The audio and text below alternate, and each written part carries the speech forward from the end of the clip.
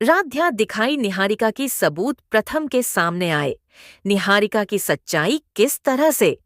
निहारिका ने राध्या के आटा में मिट्टी मिलाई हुई थी, जिसे पूरे परिवार वालों के सामने राध्या को डांट पड़े।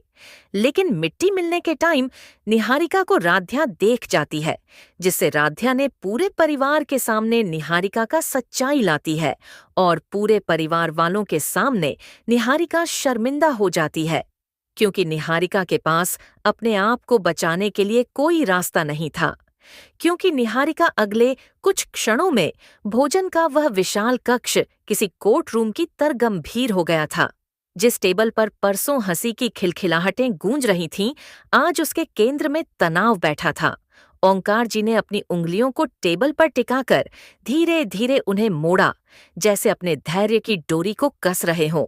प्रथम ने धीमी मगर दृढ़ आवाज में कहा कि अगर सच्चाई दरवाजे के ठीक पीछे वाली रसोई में छिपी है तो उसे देखना चाहिए।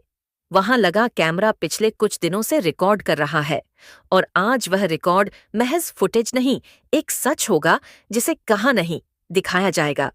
एकता के चेहरे पर पसीने की नन्ही बूंदें उभर आईं, जिसे उसने नैपकिन से हल्के से दबाकर छुपाने की कोशिश की। निहारिका ने पास रखे पानी के ग्लास को छुआ, पर उसे उठा नहीं पाई, क्योंकि उसकी उंगलियों में एक अनजाना कंपन उतर आया था। राध्या बिना पलक झपकाए प्रथम को देखे जा रही थी। उसकी आंखों में आश्चर्य था, राहत थी और एक बहुत गहरा सवाल भी। इतने दिनों की खामोशी के बाद आज प्रथम बोल क्यों रहा है? उसका मन कांप रहा था, पर एक अनकहा भरोसा उसे थामे हुए था। दादी की आवाज उम्र से भले बूढ़ी हो गई थी, पर उसमें आदेश का वजन अभी भी पत्थर जैसा भारी था।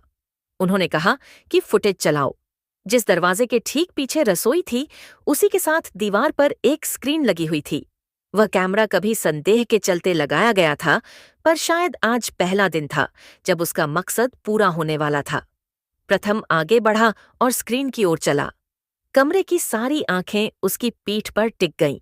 वह बिना किसी नाटकीयता के बस एक बटन दबाता है और स्क्रीन पर